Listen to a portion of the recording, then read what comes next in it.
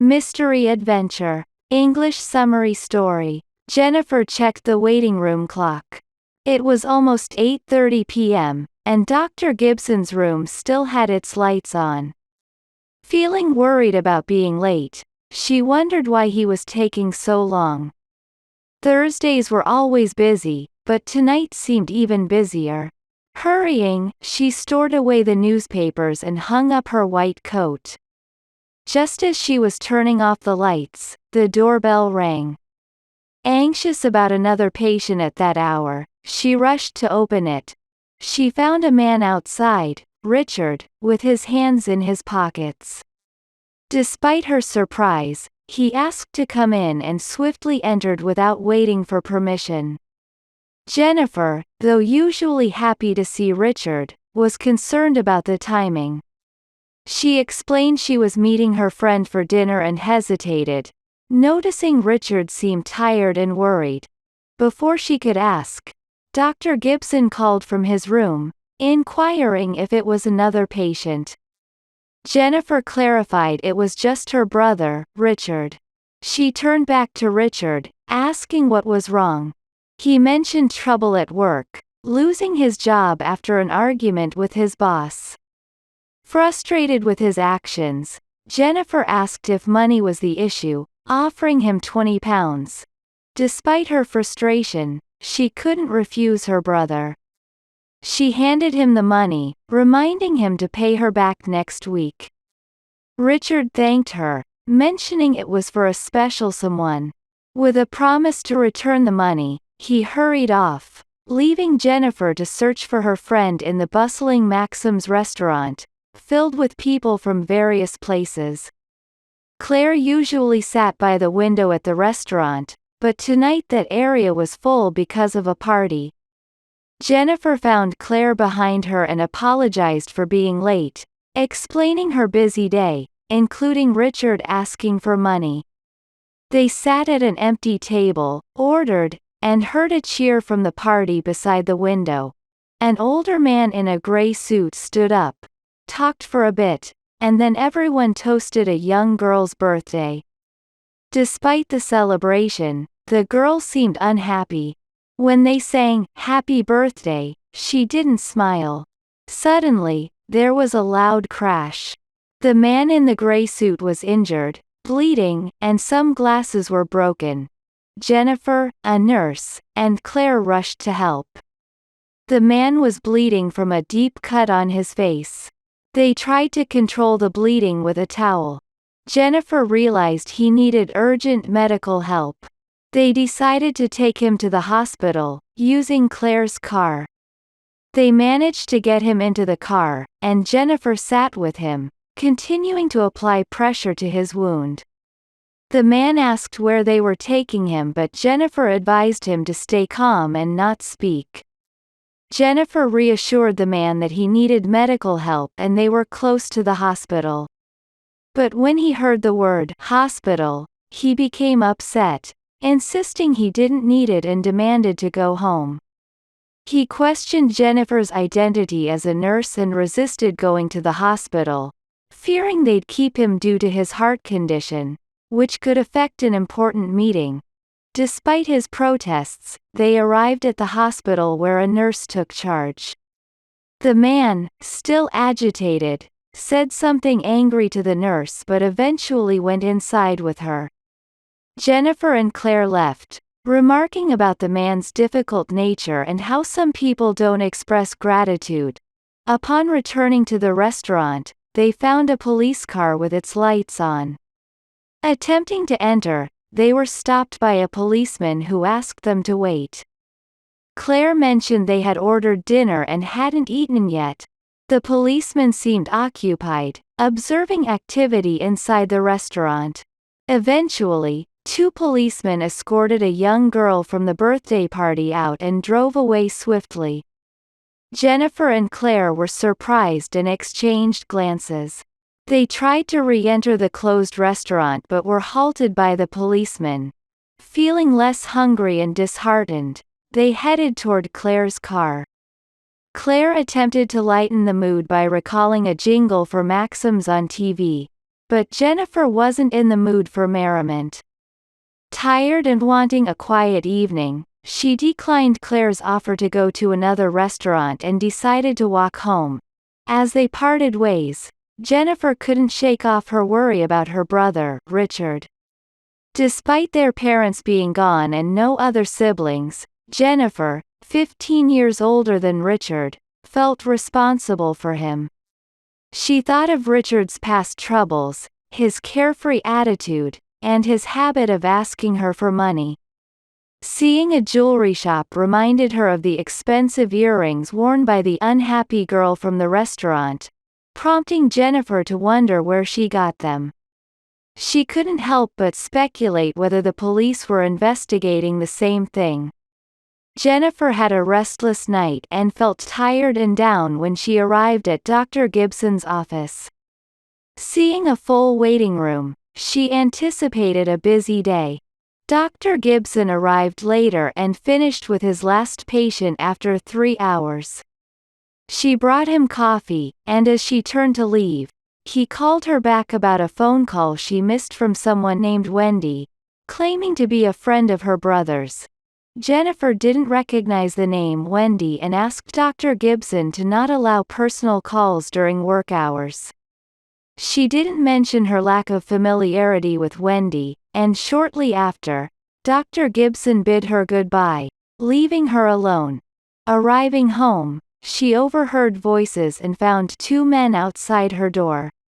One identified himself as Detective Abbott and requested to ask questions about Mr. Richard Walton. Jennifer let them in, and they all sat down to talk.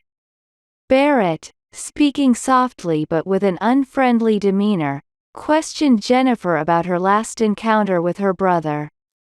Feeling uncomfortable under his scrutinizing gaze, she explained it had been about 3 or 4 weeks since she last saw him. Barrett persisted, asking if Richard visited her the previous weekend, which she denied firmly. His tone grew more intense, suggesting that Richard might have been at the airport or another place. Jennifer remained firm in her response, stating she hadn't seen him for nearly a month until the previous night when she took a stranger to the hospital from Maxim's restaurant. Barrett seemed surprised that Jennifer didn't recognize the injured man, who was apparently Richard's boss. This revelation puzzled her. Feeling frustrated, she demanded to know why she was being questioned and if Richard was in trouble. Barrett attempted to calm her but continued pressing about Richard's colleague named Wendy, hinting at a mysterious phone call she received earlier that day. Jennifer, surprised by this new information, tried to remain composed and denied having knowledge about Wendy, stating that Richard never discussed his girlfriends with her. Barrett and the other detective discussed quietly before Barrett revealed they were investigating stolen jewelry linked to Germany. They suspected Jennifer's brother was involved with a man named Kelly, whom they considered a criminal. Despite Richard mentioning losing his job, Barrett insinuated Richard might still be associated with Kelly and warned Jennifer about the potential consequences. After their conversation, they thanked Jennifer and left. Jennifer, worried about her brother, tried calling him, but received no response. The next day, Saturday, after finishing her morning work, she planned to visit Richard but received an unexpected call from a girl claiming to be a friend of her brother's. The girl wanted to meet urgently.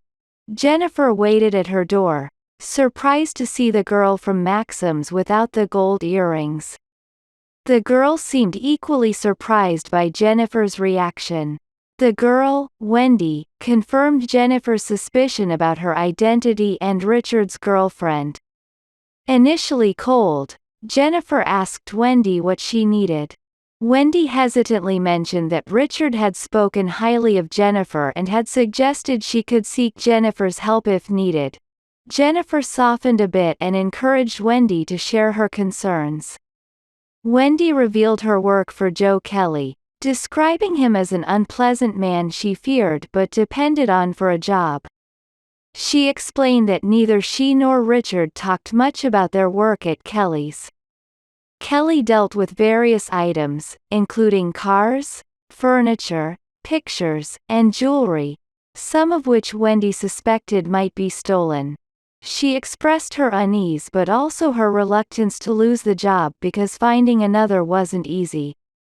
Wendy trusted Jennifer and sought guidance regarding the situation at Kelly's, implying potential illegal dealings.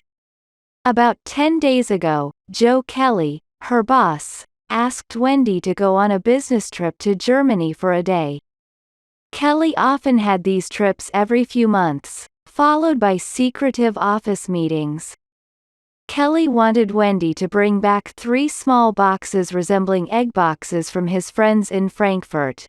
Wendy felt uneasy about the request, sensing something suspicious about these trips and tasks. When she declined the trip due to being busy, Kelly got angry and tried to force her, reminding her of her employment and grabbing her arm forcefully. He insisted, stating he was instructing her, not asking. Joe Kelly, Wendy's boss, forced her to go to Frankfurt for a day despite her reluctance. She was scared and couldn't tell anyone, as Richard was out of town working for Kelly too.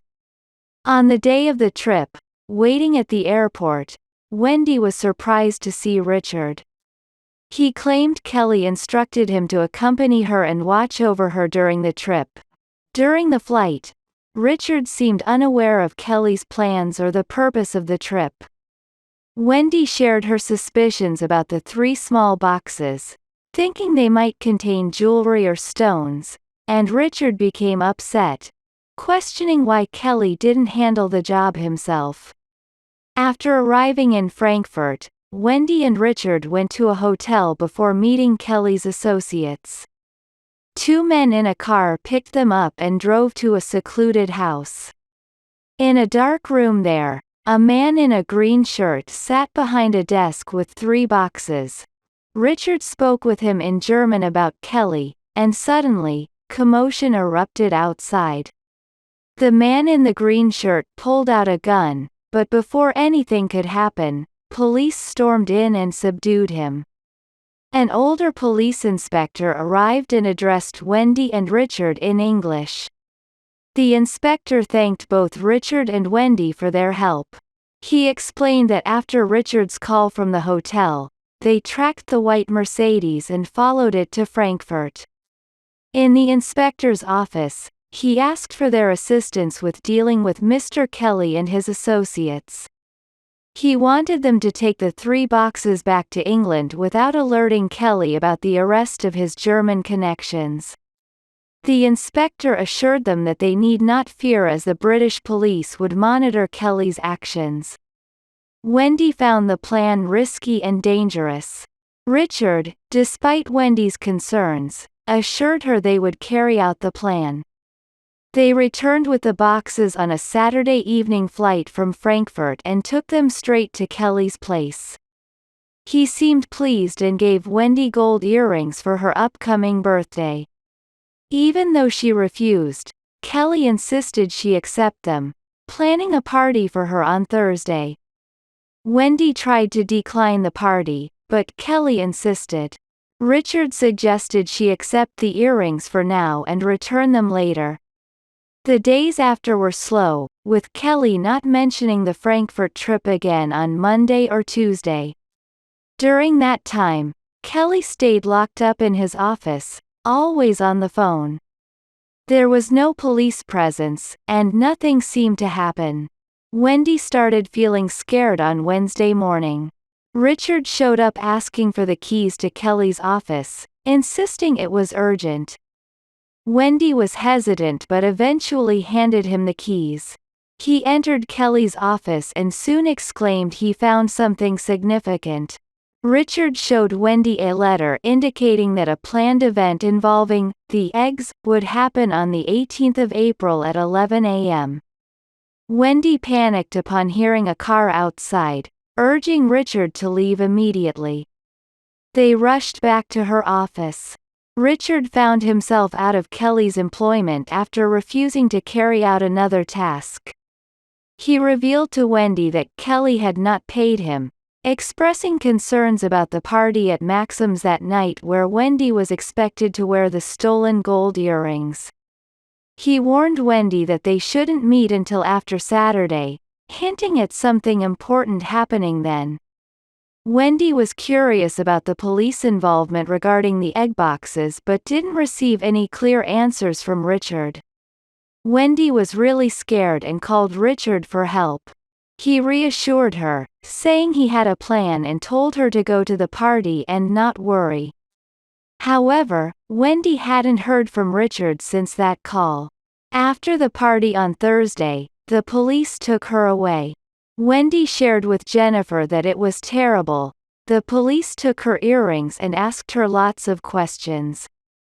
She told them the earrings were a gift from Kelly and about the police in Germany, but they didn't believe her. They instructed her to go to the office on Friday without talking to anyone and wanted to speak with Richard. Wendy was really worried and asked Jennifer for help. She wondered why the police didn't believe her and got upset because she couldn't find Richard. Jennifer decided to call the German police, but suddenly there was a knock on the door. It was Richard along with two policemen. Richard happily said everything was okay and asked if they were going to arrest him, but Jennifer wanted to know what was happening. They all gathered in the sitting room, and Wendy looked scared. The taller policeman named Edwards explained that they didn't know about Richard and Wendy's situation before talking to the Frankfurt police. They found out about the stolen jewelry in Germany and caught the German thieves but kept it a secret so Kelly wouldn't know. They assured them that Kelly would go to jail for a long time, and Richard had helped a lot. The police left, and Richard explained how he found a letter in Kelly's office about the jewelry and told the British police. They went to Kelly's house and caught him and some others who were buying the stolen jewelry. Richard gave Jennifer a gift and some money, but Jennifer was happy about her brother's new job and his decision not to work for criminals. Wendy opened her gift, some gold earrings, and laughed because she knew they weren't stolen from Frankfurt in an egg box.